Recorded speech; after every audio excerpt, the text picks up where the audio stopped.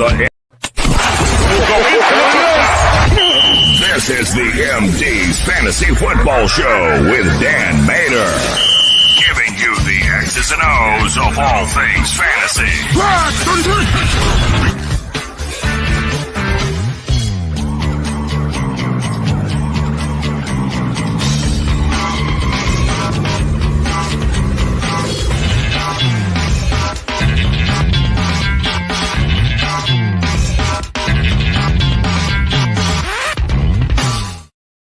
Welcome in, MD Nation, and thank you for tuning in to the MD's Fantasy Football Show on this lovely Thursday evening, live on BellyUp.tv and on the FOXD Roku channel. Make sure you're subscribing to our YouTube so you can comment in throughout the show and download us on your favorite podcast app so you can listen to our content at your convenience. As always, I'm your host, Dan Mater. I'm joined here tonight with my co-host, Christopher Dowhauer. Chris, we were supposed to have a great guest on tonight, Steffi Smalls of Champion Round. Something unforeseen, unfortunately, came up at the last second. She will not be able to come on tonight, but in talking with her, it does look like we are going to get her on the show in a couple of weeks. So Steffi Smalls will be on the show at some point. I know we've been promoting it all week long, but we are going to get her on. So instead, I know disappointing, but instead, it is just us tonight to talk about the NFC South. I'm looking forward to this, but Chris, first of all, how you doing today? I'm doing pretty good. You know, we had a nice run of guests we had, so it's definitely disappointing to have one tonight, but it's good. Looking forward to having him come back and, you know, continue to have this nice off-season kind of review and talk about some of the guys we like on different teams, especially the NFC South tonight. One of my divisions I think is very exciting. And Tom Brady coming back is exciting, but I think the division itself got a lot of questions and a lot of things to kind of look at fantasy-wise. There's a lot of storylines heading to tonight's division. We're going to have a lot of fun. We might have some debates. We might have some hot takes. We got all the different segments set up. We're still getting you transitioned into some of the new things that are going to be coming for the in-season content for this show, which I'm very pumped for. We're going to have more people involved during that show as well once we get in season. So I'm looking forward to that too. I don't even want to get into further ado here. Let's just dive in right off the bat because we got a lot to talk about anyway with a jam-packed show. Obvious starters. Welcome back, Captain Obvious. Yes, I am.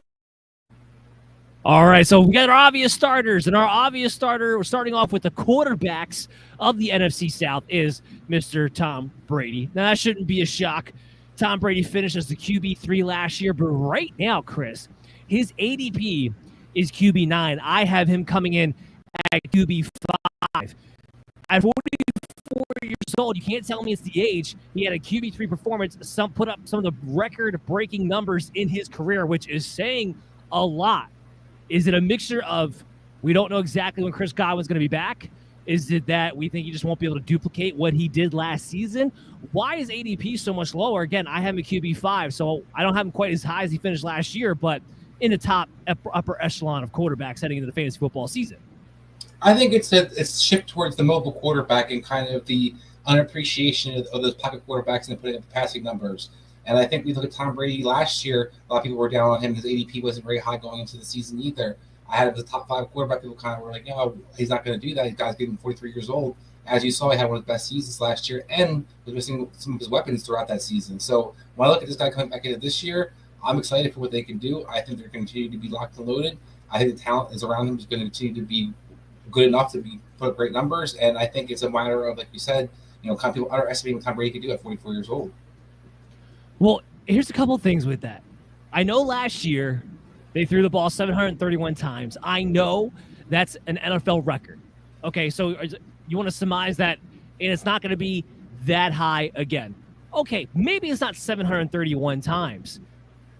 But even if you take off 100 pass attempts, which, by the way, I don't think it's going to be 100 less pass attempts, but even if you take off 100 less pass attempts, still talking about 631 pass attempts, still talking about one of the best quarterbacks in the league, still talking about a guy that at least I think after the first month of the season will have a full plethora of weapons. I think Godwin will definitely be back and rearing to go at least by October, if not before that. I do think Gronk's going to come back again. Two things we're going to talk about later on in the show. Mike Evans will be there from the jump, and the guy he wanted all along, Russell Gage. Leonard Fournette didn't go anywhere. So overall, give me a guy who's going to give me, I think, safe estimate, 650 pass attempts. I don't see why he's so low on everybody's list. And here's another thing I want to point out. And this isn't necessarily fantasy football related, but this is probably Tom Brady's last year. I think for the first time ever, I can confidently say I think this is Tom Brady's last season, especially after we know he has the contract lined up for him to be going into announcing as soon as he's done retiring. His goal was to play till he's 45. He's going to hit that age. I think this is the last season. Whether you hated Tom Brady, whether you love Tom Brady, do yourself a favor and try to enjoy this season. Enjoy watching the greatest quarterback of all time, because frankly, I don't know if anybody will ever, or at least not for a very long time, be able to eclipse the legacy of Tom Brady. So I just want to put that out there, not necessarily fantasy football relevant, but I think it's relevant to this conversation. 100% agree. Okay, so we both agree Tom Brady should be higher than the ADP at 9. Do you agree with him at 5 with me? Yeah, I do. I think Tom Brady's not only going to have fantastic numbers at the end of the season, is one of the more consistent quarterbacks to have on your roster. And then we talk about this a lot in the show. I'm all about consistency. I want that quarterback particularly to be consistent, where I know what I'm going to get out of it week in, week out. And I think Tom Brady's always going to have big numbers. He's not always going to have necessarily, have 7 touchdowns or something like that, but you're going to get to 250 to 300 yards passing per game, around 2-3 touchdowns passing per game, and that's pretty much a given week in, week out. So when you can build your team around that, you definitely want a quarterback like that on your roster. All right, so we know about Tom Brady. Let's move on where we have some serious question marks throughout the rest of the division. Lock them in. It's a lock. I'm locking in Jameis Winston. Now, I'm going to be moving him up. I got to update this. Right now, he's at my QB 22, but I haven't moved him up. I'm going to have him closer to that QB 16, right around that mid-level QB 2, who might be a streaming type of guy. That's where I'm going to be moving him to quite soon. His ADP is at QB 22 at the moment as well. Jameis Winston's a guy we know he can put up top 12 performances. That's not the question. Here's the question. With Sean Payton gone, Pete Carmichael is a full-blown offensive coordinator now. Guy's going to be calling the plays for the Saints. Are they going to allow Winston to be more aggressive? Because that's the one thing last year, right? He went above and beyond to pretty much make sure he was not a turnover machine. And it worked. It worked. He had a high efficiency rate for a touchdown rate. He was low on the interceptions, right? 14-3. But it was uber conservative in his pass attempts. Now part of that could be the weapons. This year, theoretically, Michael Thomas could be healthy. You definitely drafted Chris Olave, so you should have a good weapon who's already an improvement over what you had last year there. Jarvis Landry is an improvement over what you had last year, too, even in his older age. So, Chris, is Winston going to YOLO it a little bit more, but probably not to the point where he was at Tampa Bay? Yeah, I don't think we're going to see this Tampa Bay numbers, but I do think we're definitely going to see way better than we saw last year.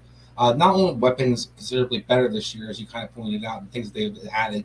And guys, the veterans are key, because guys can get open, know where you're going to be for things. The receiving core they had last year was laughable. If you really look at it on paper, what they were bringing. Oh, it was ridiculous. And behind Alvin Kamara, what weapon do you have on offense even to be scared of in any kind of capacity? So I think Jameis Winston was asked basically not to lose the game, but also try to overcome the fact that they had absolutely nothing around him. This year, I think they have a lot more weapons, a lot more of a friendly system in the sense of where they're going to have multiple pieces they can move around. So Michael Thomas coming back, whether he comes back or not, you have an upgrade with Chris Olave. I think it's definitely an upgrade when you add Jarvis Landry. Whether or not he's kind of the same guy he used to be, he still can catch the ball 6-7 yards down the field and get first downs for you. So I think when we look at Winston, what he can bring to the table, is definitely a guy who can be top 15. Now, are you going to see those top 10 numbers or close to 30, 40 touchdown passes? Probably not. But I think you see a guy who can probably get you 15 to 18 points week in, week out. So a nice guy to have as an option on your bench, I think. Not necessarily depend on, but if you're going to kind of have 2 quarterbacks in your roster to kind of rotate, I don't mind having him as an option. The main thing that I would be concerned about that would keep Jameis Winston at that QB 22, which is ADP, is that right now. And again, I want to make this clear. I don't think Winston's somebody you're going to have to draft come August. He's somebody who's going to be on my watch list, who I'm looking for the waiver wire spot. But my big question will be, now that Sean Payton's gone and Pete Carmichael takes over, are they going to stay at this 50-50 offensive rate? That's the main thing. And that part, I'm not 100% sure. I don't know. The last 2 years, though, this team has been incredibly balanced when it comes to pass and run. And that doesn't necessarily need to change this season, because they're going to have a good defense again. The only way that changes is they look at it and say, hey, you know what? We have the weapons healthy. We can go back to racking up some extra points on the board. That's going to be interesting to see, and I don't know the answer to that, and I think that will be dictated by the injuries. And real quick, though, I do think they'll be more aggressive this year because even at the 50-50 split, I think the aggression will be a key part of that as well. If they let James kind of throw the ball down the field, you have more weapons in place this year than they had last year. So I think that's going to also be a huge part of whether he can put the numbers you're looking for as well. Let's move on. Look out for. All right, we're looking out for these guys. These are the guys that, maybe they're sleepers or maybe they're guys that have a lot of red flags you kind of want to stay away from. The guy I'm first going to talk about, well, really, it's the situation. It's the Atlanta Falcons situation right now. A quarterback, you got Marcus Mariota, Desmond Ridder. Mariota right now, his ADP sitting at QB 30. I'm a little bit higher. I have him at QB 26 at the moment. I think people are a little bit underestimating two things, frankly. One, how much Marcus Mariota runs. So I think he kind of has a floor from that standpoint. In fact, he's somebody, at least early on this season, might be on my DFS radar because how cheap he's probably going to be with that rushing capacity. The other part of it is that I think he's going to have a longer leash than people are expecting when it comes to staying ahead of Desmond Ridder throughout the season. Now, I do think, and just to go back to the graphic again, I have Desmond Ridder as the 5th quarterback in the NFC, my QB 35.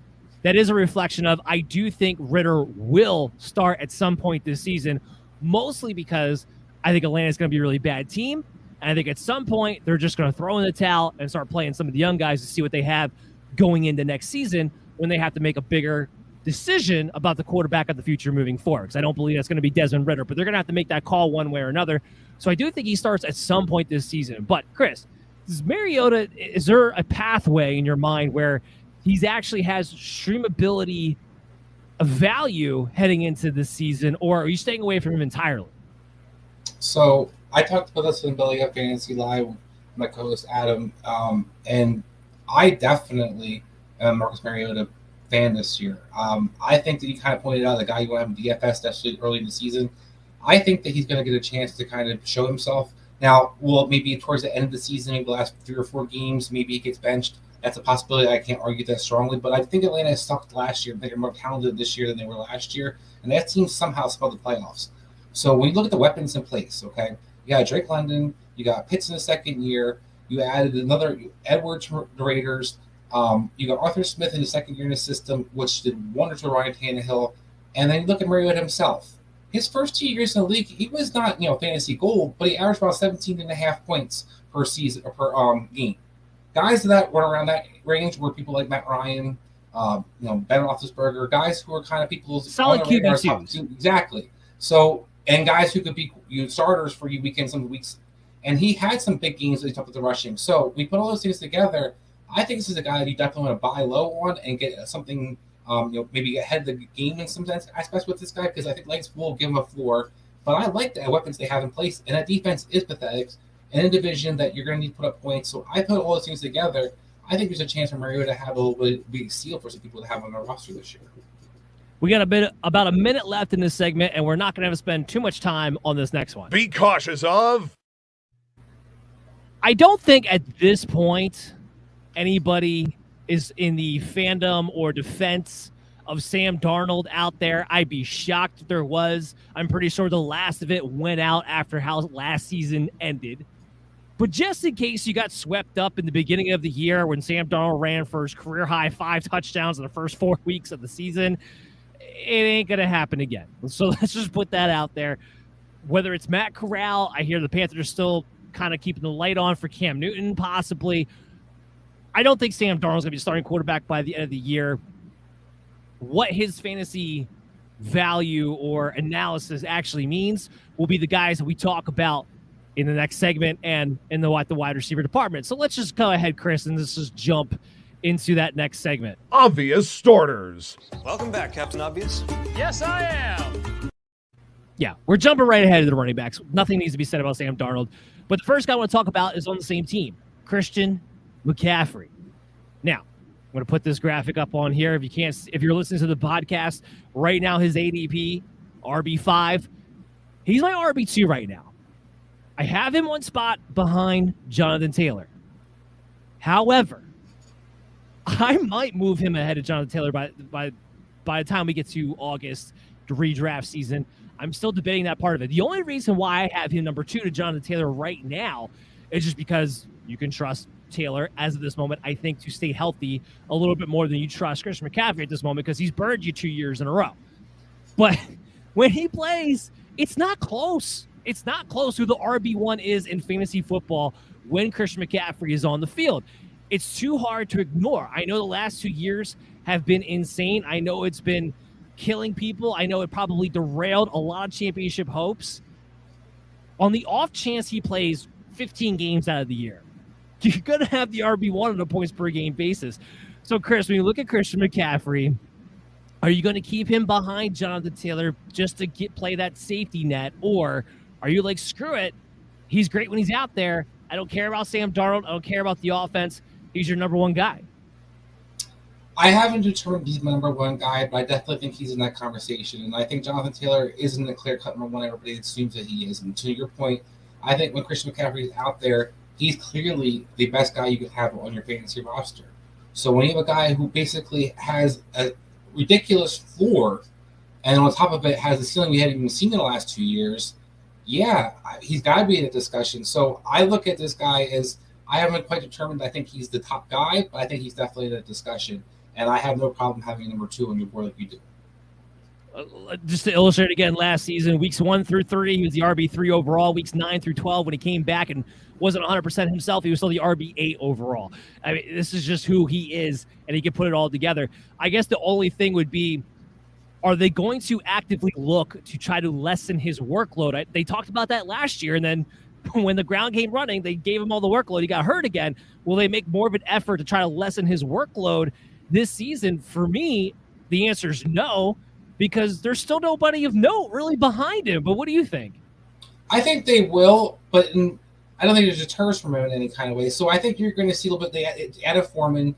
They added some different guys in the backfield. So obviously they're trying to figure out a way. They drafted Hubbard last year to get a little bit of mileage off his body. Having said that, we've seen Alvin Kamara be a top 10 scorer, not last year particularly, but before that, having split carries a lot of guys. Christian McCaffrey, because he catches the ball so well out of the backfield, you're going to get your 6 or 7 catches. You get 15 carries, that's 22 touches. You're good.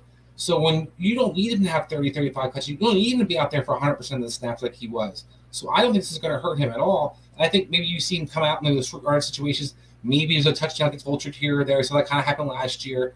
But overall, as you pointed out, so what? It didn't hurt his numbers. Even when he came back from his injury, he was supposedly limited and still was top 8. So I think when you look at what this guy brings to this year, I don't worry about him having less usage because I think no matter what, you're still going to get those 20 touches, and that's all you want. I think I'm laying the chip on the roulette table, and I'm going to take him at his word that he found some secret sauce from Marshall Faulk on how to stay healthy and hope that winds up being the case. Obvious starters. Welcome back, Captain Obvious.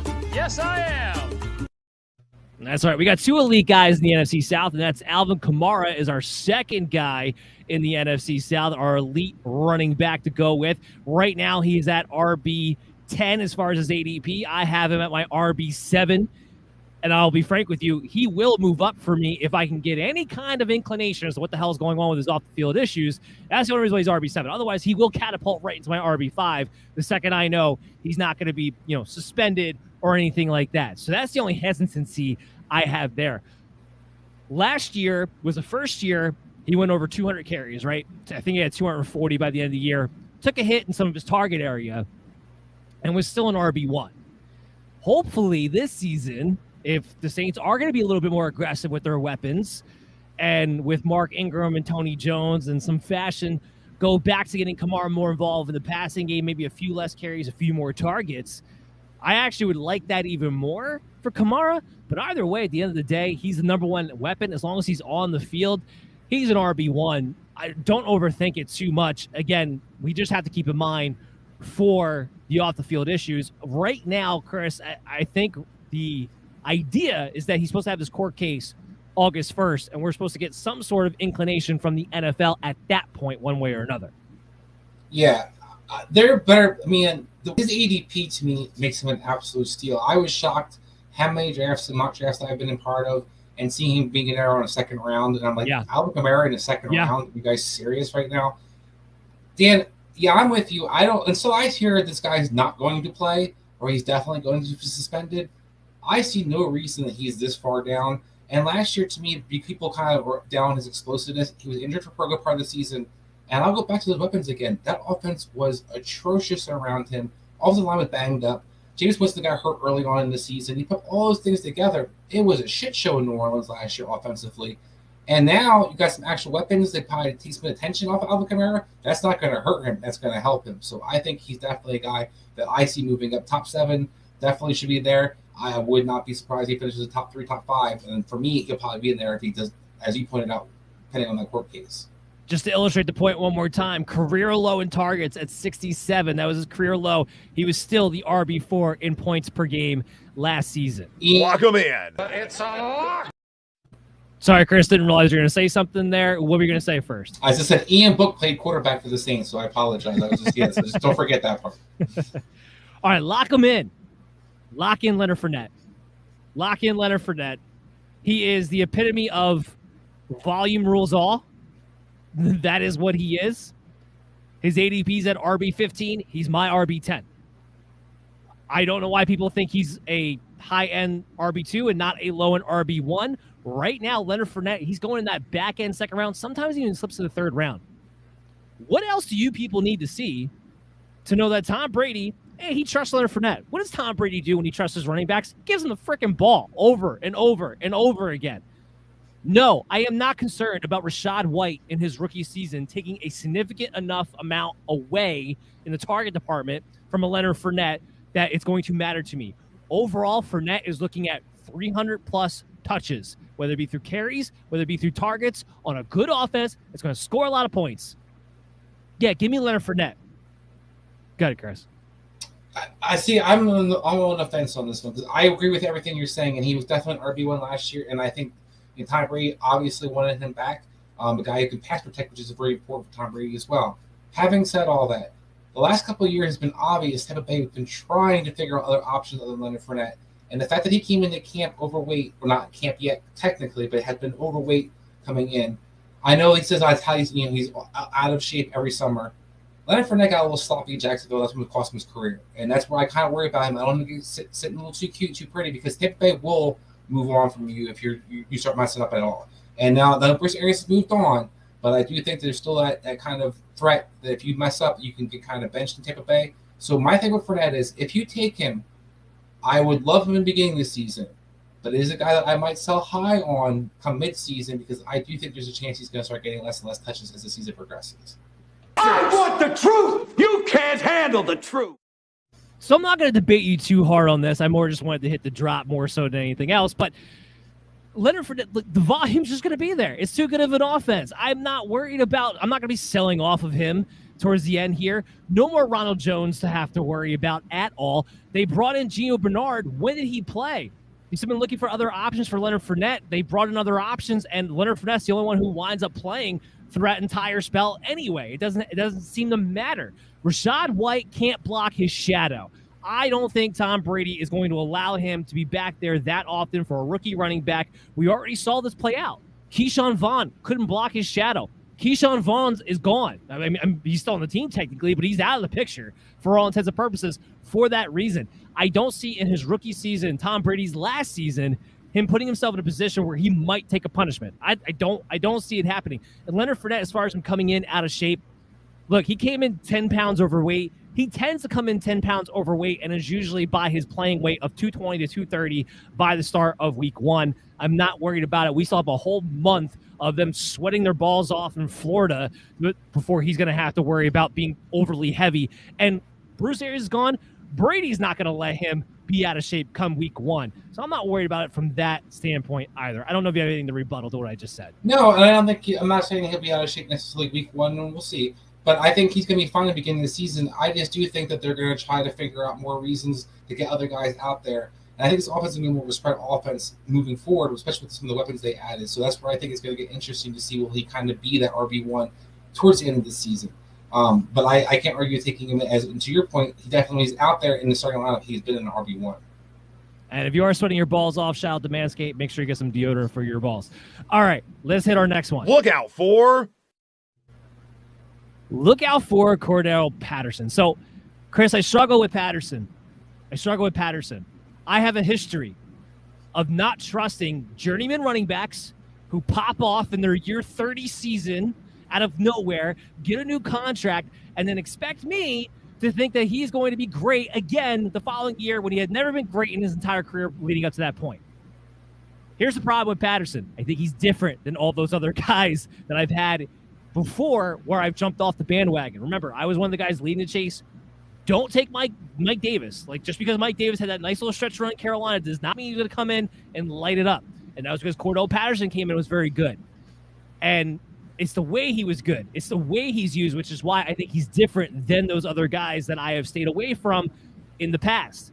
They get volume to him in the running game, but of course in the passing game too. And even if he lines up at wide receiver, most fantasy platforms this season are going to have him eligible at running back and at wide receiver, which gives him that versatility. Now, I'm ranking him primarily as a running back because, again, he still plays most of his snaps out of there, whether he's catching the ball or running the football. So I'm going to rank him predominantly as a running back. He is my running back 36. Right now, the ADP on him is RB 41. I think he could be a hell of a value because we're talking 7th, 8th round in 12-man leagues right now. But what do you think about Patterson? Should we be staying away, or do you see what I'm saying? No, I'm seeing what you're seeing, and this is where I think it's a little bit different. Not just necessarily the guys so it's different. I think the usage is key. You see a lot of guys talk about Gio Bernard, for example. People, ball him up last year for Tampa Bay. I didn't want it panning out. But the idea is if you can catch the ball out of the backfield and run the ball a little bit, you have good floor. Cordell Patterson is going to be able to be that guy catch 4 or 5 catches, run a little bit here, score a touchdown. And we saw Deebo Samuel have a hell of a role towards the end of the season last year for the 49ers, where he was no longer receiver one per se and getting the targets, but still putting receiver one numbers up because he's getting the touchdowns and carries out of the backfield, enough usage in both the passing game. Cordell Patterson's still one of the better weapons they have in Atlanta. I think you're not going to see nearly the carries. They already talked about that considerably, where he doesn't want to have those carries he had last year.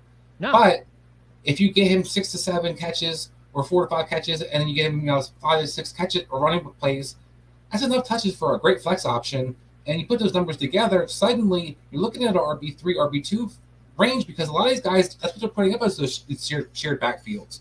So I think this is one of those guys that's definitely somebody I like more, like say like a James Cook, for example. People love him for Buffalo.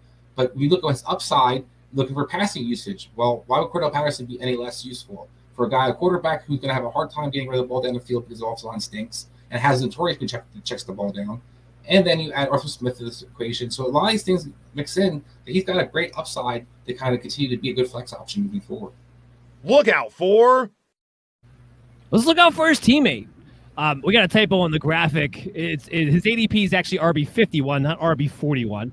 My ranking on him right now is RB50, and I will be looking to move him up as we get closer. I just want to hear that he's practicing with the ones first and that he is that lead guy behind or with Cordell Patterson before I move him up officially, but I will be looking to do that.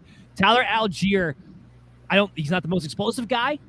I don't think he's the most dynamic guy, but I do think he's there to do one thing, and that's fill the role of a Mike Davis. Now, Mike Davis wasn't good, but he got a ton of volume. I think if you give Tyler Algier that same amount of volume, I do think he's more explosive than Mike Davis is at this point in his career.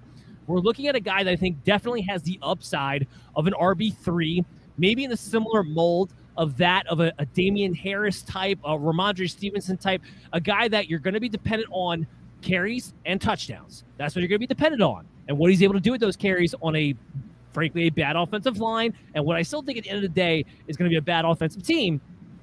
But again, if he's better than Mike Davis on a similar type of volume, and he's getting the goal line work, like you just talked about, Cordell Patterson getting some of those carries taken away from him, that's going to go to Tyler Algier. And he's somebody right now who's going into double-digit rounds, who I think will pay off for you at the end of the season, or at the very least is a great shot to take late in your drafts. But what are you seeing with Tyler Algier? Love him. Love him. Love him. Love him. This is a guy I think could be a fantasy winner for some people. I know that might sound a little off the wall, but when you look at what this guy brings to the table and the fit you talked about, Arthur Smith loves his guys to get north and south. Look at what this guy did last year in college. Was second in yards after contact. Third in big play touchdowns. Now, people know about Walker, the guy from Michigan, and his explosiveness and speed. Algier's not known for his speed, but what shows you is this guy does not go down easy.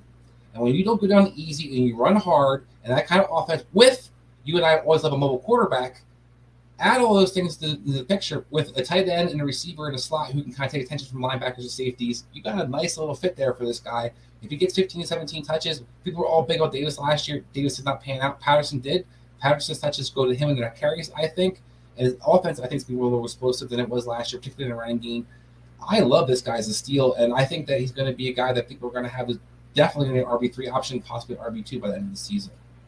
So look out for him. And just to run through the list, in case you guys don't know, Mark Ingram is, in fact, the handcuff of the Saints. Chuba Hubbard is still, in fact, the handcuff of the Panthers. And, of course, we have to look at Rachaad White and what him or Gio Bernard might be behind Leonard Fournette.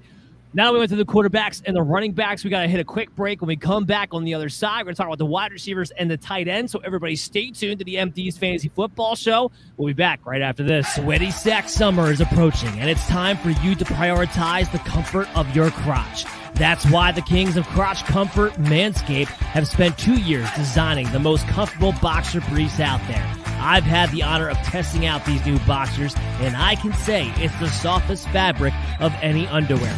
So breathable that it's like gills for your groin. They even trademark the jewel pouch, so you know it's serious.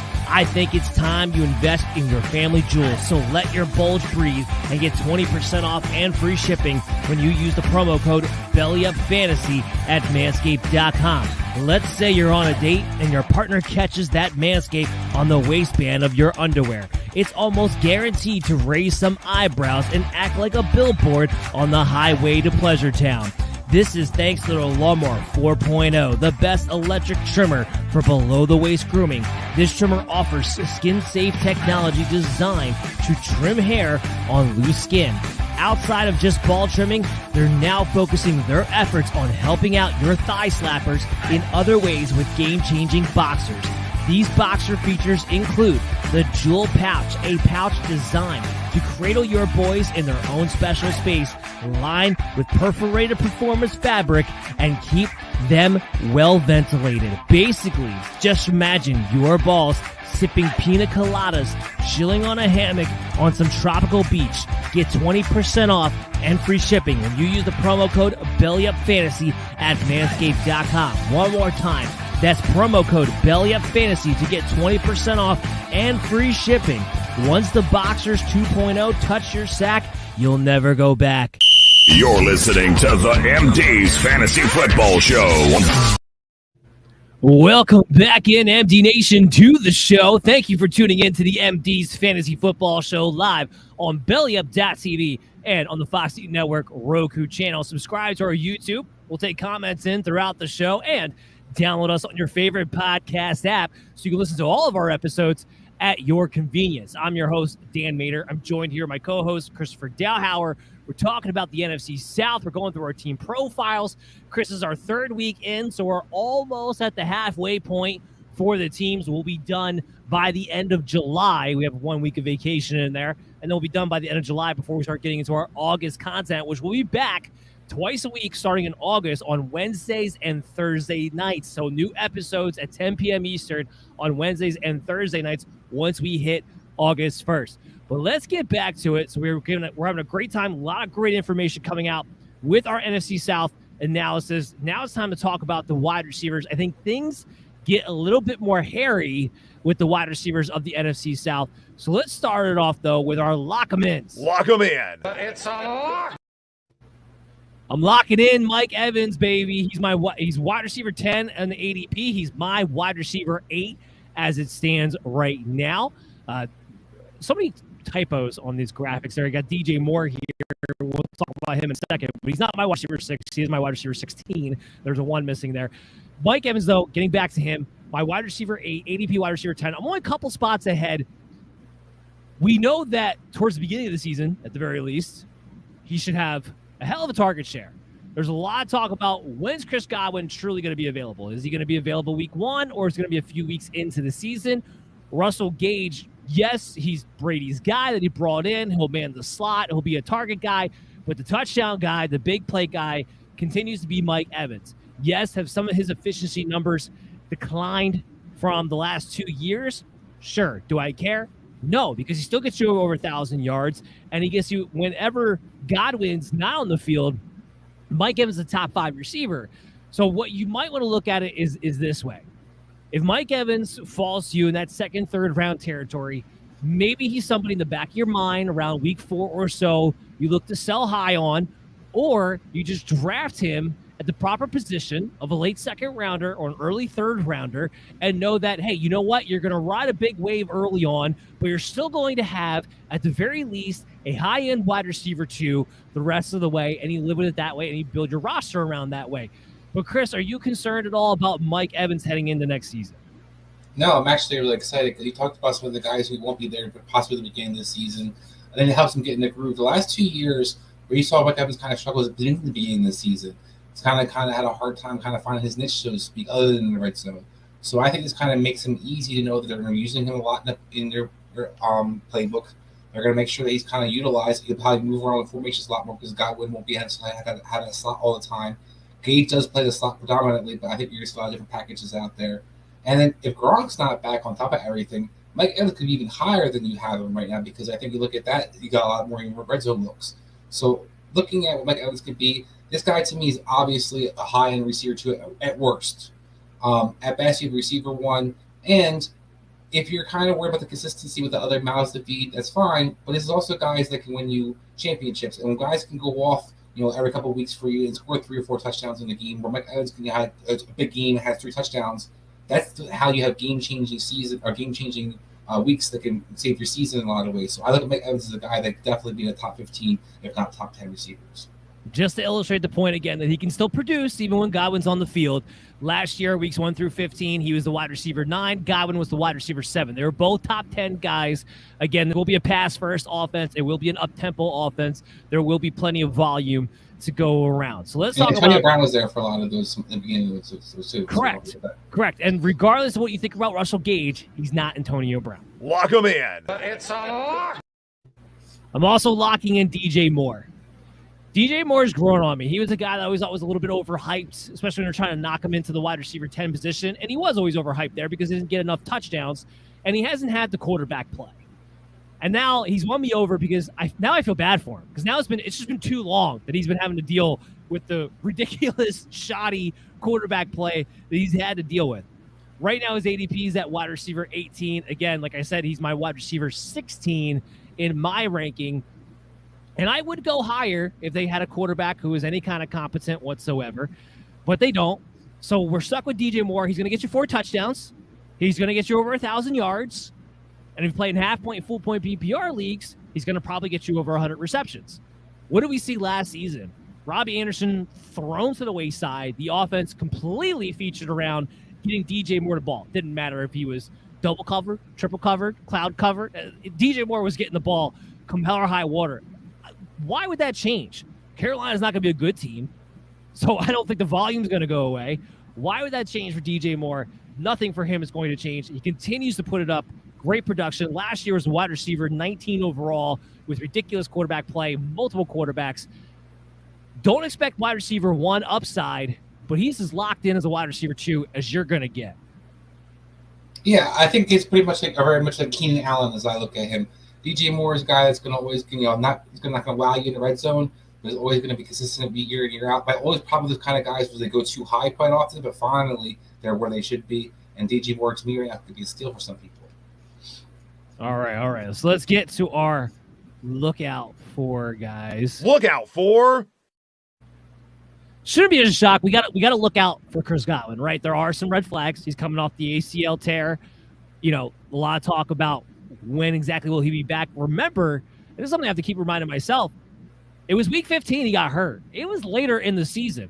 So even though we're talking about a clean tear, we're still talking about a short time in which we're hoping that he's going to be back right away week 1 and be Chris Godwin. In my mind, this is my best case scenario. He's active week 1. He's practicing through training camp, but really he's not himself until probably the beginning of October.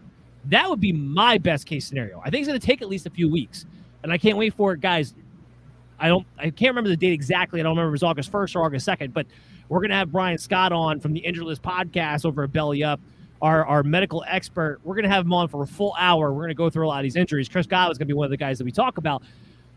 But that's something you have to keep in mind. These guys who had these late season knee-ending injuries before you go pumping him up. Right now, his ADP is at wide receiver 20, and I'm only one spot behind that, but I have my finger on the emergency button. I have it on the eject button just in case we start to hear he's not practicing in training camp and he's not ready to go. Chris, where's your comfort level with Chris Godwin?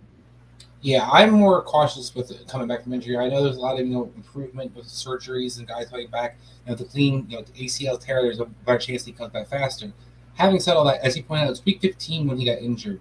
Usually, you expect about a full year for guys to kind of be back where they want to be. At least 10 months. And now, even if he beats that timetable, look at what took place in that situation. As you kind of pointed out at the beginning of the show, this could be Tom Brady's last year. Are you going to rush back Chris Godwin? No. A guy pretty much is going to be your only chance to make the Super Bowl in the playoff run. So I think he's going to start off the pup. And I think you're going to see receivers kind of eased into the lineup and kind of used more and more as the season progresses. So I am not going to look at a situation where I was higher like by Michael Thomas, like where he was last year. I'm much more cautious with Chris Godwin going this year, and I'm definitely not spending a top 25 worth of receivers. But I think a lot of the options I would have in my roster before picking Chris Godwin this year. Well, let's lump Russell Gage into this conversation right now. So he's at wide receiver 50 in ADP. Right now, he's my wide receiver 42. I think if you're looking at half-point, full-point PPR leagues, Russell Gage is, especially early on in the season, is a wide receiver 3 with some upside because, again, we're talking about the pass-heaviest offense in the NFL, and Brady loves him some slot guys. And if Chris Godwin's not 100% or not out there, Mike Evans is going to be – we know he's going to play on the perimeter.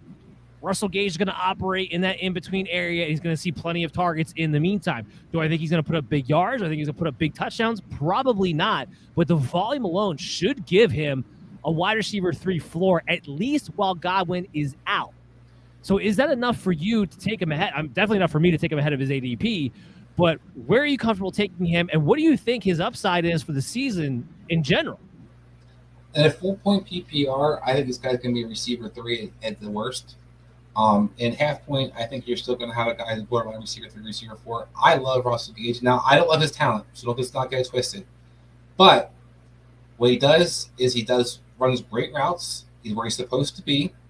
And Tom Brady personally recruited you. Now, you talked about Leonard Fournette's love for Tom Brady. Now, Tom Brady makes sure you came there and has a position for you and you're running the correct routes. You don't have to be great. Julian Edelman's not a great receiver, guys. Let's not get it twisted. But he was where he's supposed to be.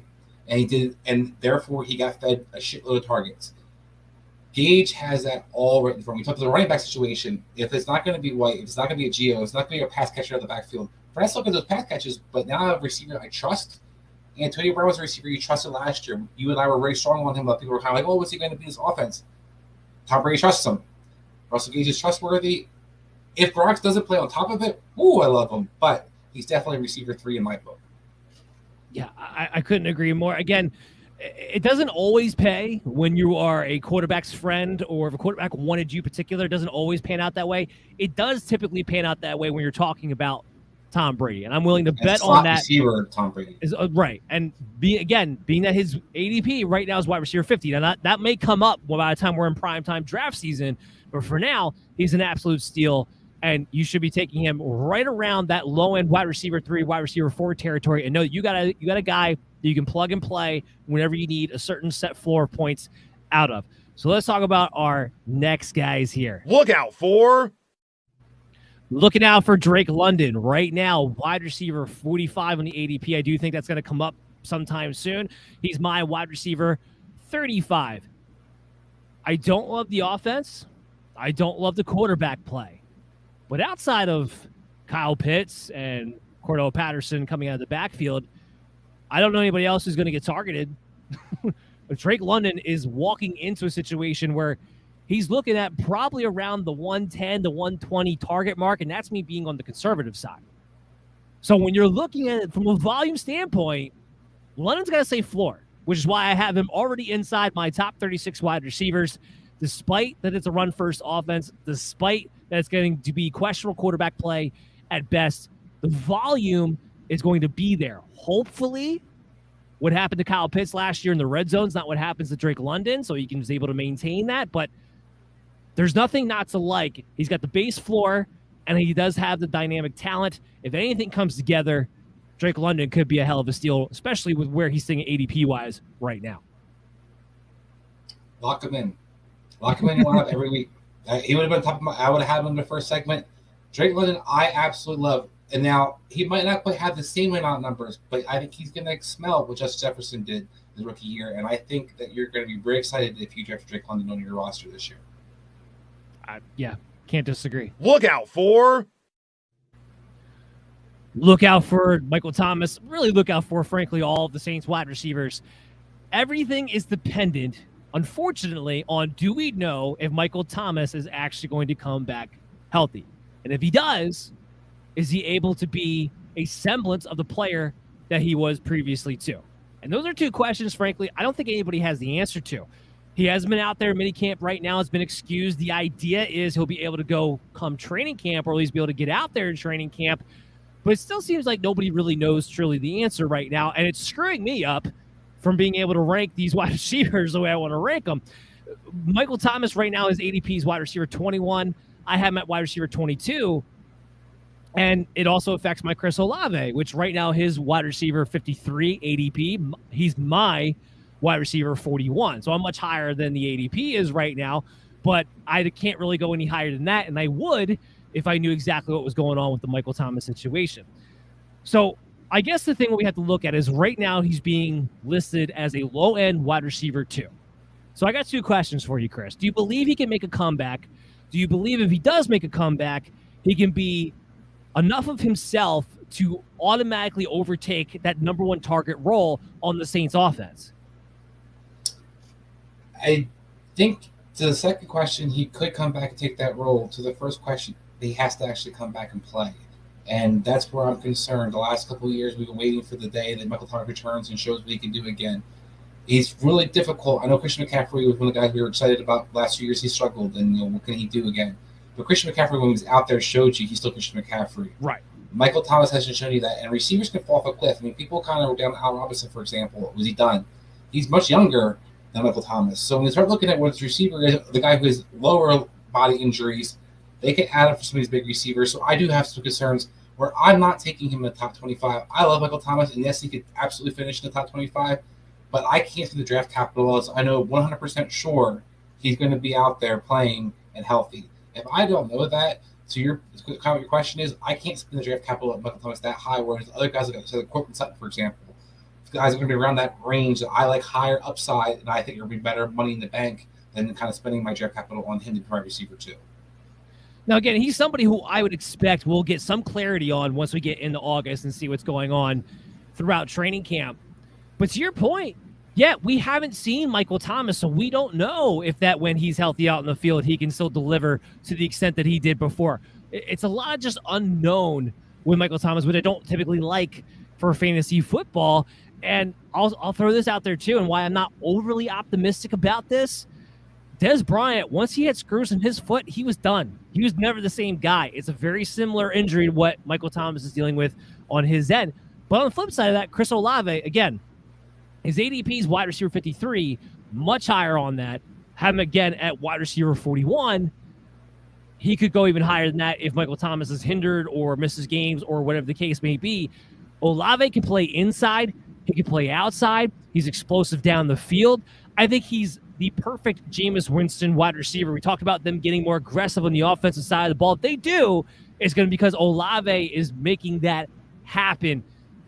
If it wasn't for the fact that we were wondering about Thomas, but also knowing that one's going to get, well over 100 targets, Olave would probably be my number one rookie wide receiver heading into 2022 from a redraft perspective. If I had the answer to that question before we go into September. That's very interesting. I like some other receivers more. Now, I'm probably not as big on him as you might be. I think he's got some upside, and I definitely agree that James Winston could fall in love with this guy and his talent. But I don't think Jarvis Landry is going anywhere. I think Jarvis Landry is going to be filling that slot position this year, and I think he's going to eat up a decent amount of targets that it's going to be hard for Chris Olave to be in your lineup week in, week out. I think he's going to have some big games. Just know when they're sort of coming, they're going to be more difficult. One thing I will say he has going for him big play-wise is you play Atlanta twice, you play Carolina twice, you play Tampa Bay twice. Secondaries that you can beat and beat deep. So I do think he has a chance for the bigger plays, but I kind of like him in that between the 40-50 range that he's at. Jarvis Landry is the guy that I'm keeping my eye on. if I keep hearing good things about him and how much he's kind of been a quarterback's best friend, when he does play, quarterbacks look for him, come hell or high water. And Jameis Winston looked for a guy named Adam Humphries a couple of years ago in Tampa Bay. That's why he still got paid to go to Tennessee. Jameis will feed that slot receivers too. So I look at some of the things and kind of play, and I have Landry's probably my second receiver. I like it if Michael Thomas was to come back. But Chris Olave is a guy that I think could be a guy that can kind of be a game changer with his upside and his speed you're kind of talking about. I want the truth. You can't handle the truth. Be cautious of. Well, since you mentioned him and he's going to be on my Be Cautious Of segment anyway, I wanted to hit that there. I don't agree. Right now, his ADP is sitting at wide receiver 42. That's Jarvis Landry we're talking about now. I have him at wide receiver 60. Unless this guy magically found a way to go to the fountain of youth, I'm not buying in that Jarvis Landry can get great separation anymore. Watching him run routes last season was hard. It was putrid. It was watching a guy in cement. I don't know. Jarvis Landry has to prove to me that he can get that pep back in his step on top of Thomas being out of the way for me to buy into that he's going to be this wide receiver 3, wide receiver 4 that he typically has been over the past couple of seasons. Before that, of course, he was, a higher end wide receiver 2 because he had all kinds of volume in Miami. But you usually draft Jarvis Landry because you're drafting a guy that is going to be a wide receiver 3 week in and week out and kind of has that safe floor. I don't see that same safe floor with the Saints with all those questions of, are they going to be more pass happy? Where's Michael Thomas going to be at? How much are going to feature Chris Olave drafting him in the first round? And where is he at physically in his age? What can he still do from a route running standpoint? There's too many question marks for me to think that Jarvis Landry is really buying into him being a factor. There's no way he's going to be on my draft board. I'm not going to hear a lot of things, and I know that he has struggled with injuries. That's definitely been a concern of his. But when he's been out there, usually, like I said, his quarterbacks usually look for him. No matter who the quarterback is, whether it's a bench guy, a starter, look for the guy. And I think that it matters when it comes to, are you the guy in the slot, the guy that somebody looks for? Now, is he going to guy I'm looking at my receiver 3? I'm with you. No, he's not a receiver 3 anymore. Those days are definitely not something I'm banking on with Jarvis Landry. But where he's falling at, if I have a guy who can be my receiver 6 or 5 that I can throw in there and have an option and look at some of the other guys that are maybe on the board, I think he's, especially in full point PPR or half point PPR, he's a guy to have a nice option moving forward. All right, and I'm not going to hit the sounder from the last guy, Robbie Anderson. This guy was literally talking about retirement a couple of weeks ago, had to delete the tweet, which, guess what, Robbie? If you were thinking about retirement, I wouldn't blame you. Why would I want to walk into this situation where you guys look at me, I'm not even looked at when I'm wide open because you're just featuring DJ Moore so much, and I have to go in here with Sam Darnold yet again as the quarterback. Yeah, if I was you, Anderson, I don't know how much I would want to play either. So let's just move on to our tight ends. Obvious starters. Welcome back, Captain Obvious. Yes, I am. Yes, Kyle Pitts is an obvious starter. He's a top 5 tight end. I'm a little bit low in the ADP. The ADP has him at tight end 3, and that's more of me out of respect of I still have Kittle ahead of him, and I still have a debate between him and Waller heading into this season, especially with what I like going on with the Raiders. So I don't necessarily have him in the top 3, but he is my top 5 guy. Again, we talk about the volume. It's consolidated around London, around Pitts. I cannot imagine a scenario in which Pitts is that touchdown inefficient again. It can't happen. He can't go 2 years in a row with only 1 touchdown. It's not possible. So as long as that doesn't happen, Kyle Pitts should take the next step up in his overall fantasy production. And yeah, he's an obvious starter. He's an obvious elite tier guy, and you should be drafting him as one of the top tight ends. Yeah, I think he's definitely one of the top tight ends, but I definitely agree with you. I don't think he's necessarily top 3 for my book. I think he'd be a top 5. I like Dalton Schultz a little bit more than him, especially consistency-wise. Just Dalton Schultz. I want the truth. You can't handle the truth. Hold on. Flag on the field. Explain yourself, sir. So my top 5 tight ends as of now would be Travis Kelce being my number 1, of course. Mark Andrews is on my board. And I think that you have to look at this guy. I think that when you look at what he did, Dalton Schultz did last year for Dallas, and what he the role he has with Dak Prescott, losing Amari Cooper, the offense is kind of still has pieces they're looking to fill. They dress a rookie receiver. They add James Washington. There's no clear idea of who's going to be that guy. Michael Gallup's still injured. So you have a lot of things in the passing game that fall to me in my mind that Dalton Schultz is going to be a guy that Dak Prescott continues to look for. in the red zone when he depends on him for yardage in key situations. And towards the end of the season, Dalton Schultz was one of the tight ends you wouldn't have any week in, week out in the lineup. I think the other guys kind of go all over the place. Atlanta could have some issues scoring some weeks. I agree with you. So they have a big running game certain weeks. So I think Dalton Schultz to me is in an offense that's going to be high scoring and in a position where he can put up consistent numbers.